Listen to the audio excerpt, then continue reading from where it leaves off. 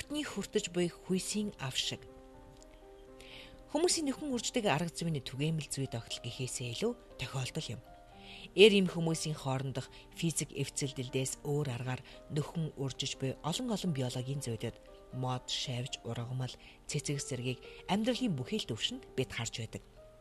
Хүний зүйлч анханасаа бидний мэдэх аргаар нөхөн үржсээр ирсэн юм биш юм байна.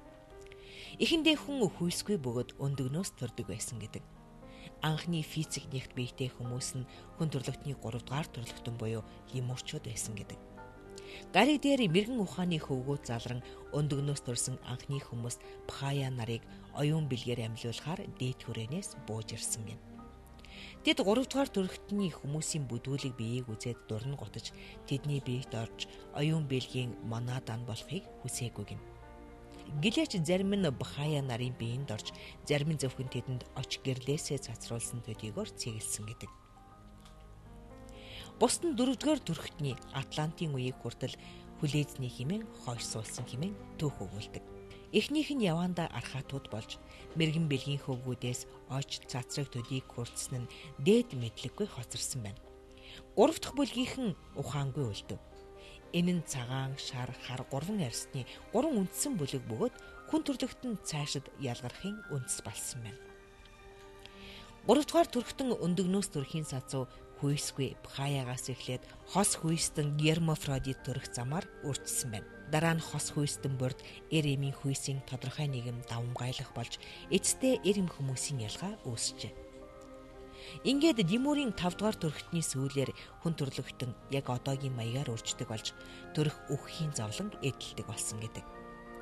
Энээс урд нь хүмүүс нягт бус сэрэг биеийн шин биендээ залгиулан уусан шингэдэг байлаа. Иймээс тэд үхлийг мэддэггүй байсан байна.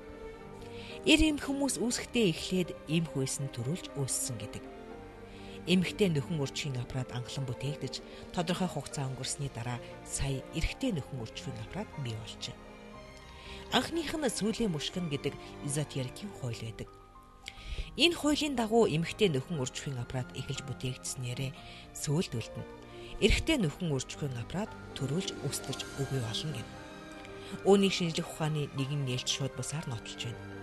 Эр хоромсоом хувьслын явцад улам жижигэрсээр буйн тогтоогдсон бөгөөд улмаар 1 сая жилийн дараа бүр үгүй болох юм байна.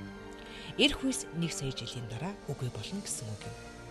Им хүйс нь төрүүлж үүсдэг нь зөвхөн манай гаригийн түвшин зогсохгүй цансрын амьдралын түгээмэл хүрээнд жам ёсны зүй тогтол гэж үздэг.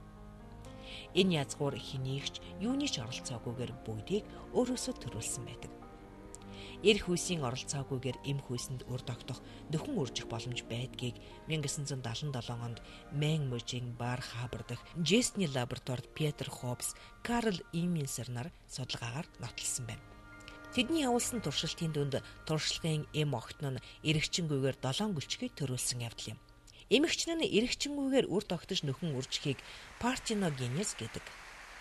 Энэ үр дүнд эрдэмтэд хэрхэн хүрсэн бэ гэвэл ердөөл пелюцидийн хэсгийг зүүгээр цолж эсийн хуваагдлыг эхлүүлсэн байна.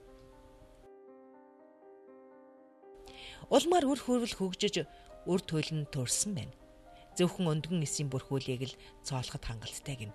1977 оноос эхлэн эрдэмтэд судлаачид амьдралын бүхий л хэлбэрүүд дэх зүйлүүдээр өндгөн эсийг цоолох туршилтыг хийж хүний өндгөн эсийг ч мөн хамруулсан байна.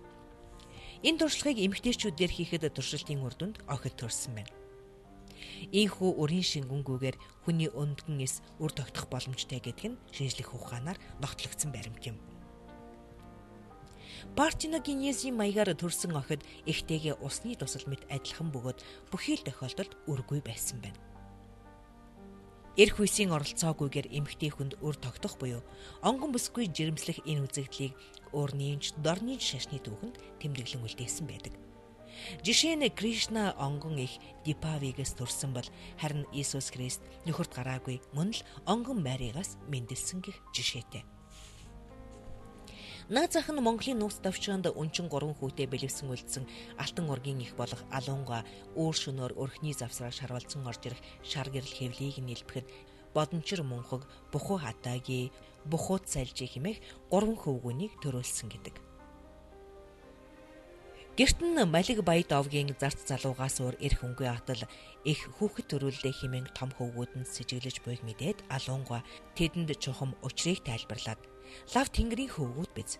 Эр бие гүйцэж их хэргийг бүтээхэд сая ойлгох буй хэмээсэн байдаг. Эрэгчин үр тогтох үед хоромсоомын 50%-ийг заавал өгнө гэж үздэг байсан нь алдаатай болох нь тогтоогдсон байна. Эмэгчин 50-аас 100 хоромсоом өгч чаддаг гэдэг нь шинжлэх ухаанаар энэ нотлогдсон юм. Нөгөө талаас ген бүрийн функц нь хатуу тогтсон байна. Тодорхой нэг ген тодорхой нэгэн функцийг гүйцэтгэнэ гэж ойлгодог байсан нь алдаатай болохыг илрүүлжээ. Тодорхой нэгэн ген эцэг эхийн хинээс удамшсан болохоос хамааран янз бүрийн функц гүйцэтгэж болдгийг шинжлэх ухаан нээсэн юм. Дээрх жишээний нэг энгийн нотлогоо нь геокин хэмээх гөрвөлтэй төстэй бяцхан амьтны зүйл юм. Номхон далайн арлууд дээр амьдардаг 7.5 см урттай мөлхөгч энэ амьтан зөвхөн эмх үстэй. Эрэгчин юроос байхгүй, нэгч эрэгчингүйгээр өр төлөө гаргадаг байна. Тэд бэлгийн бус замаар өндөг гаргаж дарах маягаар нөхөн өрчдөг. Эм зөгийг жишээлбэл хүссэн цагтаа эрэгчний оролцоогүйгээр эр зөгийг төрүүлдэг. Гэхдээ эм зөгийг төрүүлэхийн тулд эм зөгийн эр зөгийг хэрэгтэй байдаг гэнэ. Тэгэхээр эм зөгийн ээж нь аав нь шаардлагатай бол харин эр зөгийн зөвхөн ээж нь хэрэгтэй гэнэ.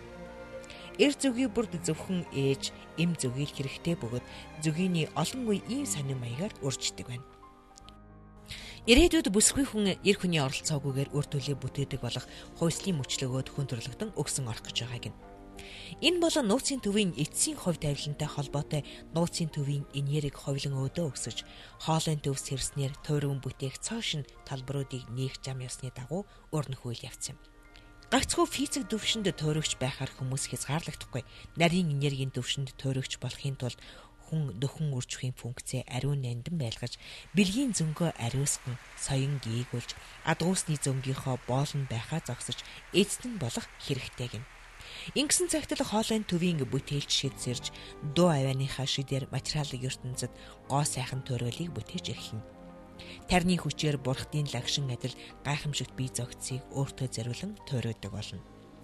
Гэтэл өнөөгийн бодит байдал дээр сексийн шүтлэг, орчин цагийн шин шашин болон дэлгэрч энэ шүтээндээ сэтгэн бодох, туйрын бүтээх үйл ажиллагаанд зарцуулах ёстой сэтгэхүйн үнэт энерги сайн дураар хэмжээгүй ихээр сүйрүүлэн саруулж байна. Үр удмаа бүтээх ариун нандин зохицуултаас хазайсан энэ зөн хүний ухамсарт эр зоргийг мохоож хамаг потенциалыг нь өрн таран болгодог аюултай билээ.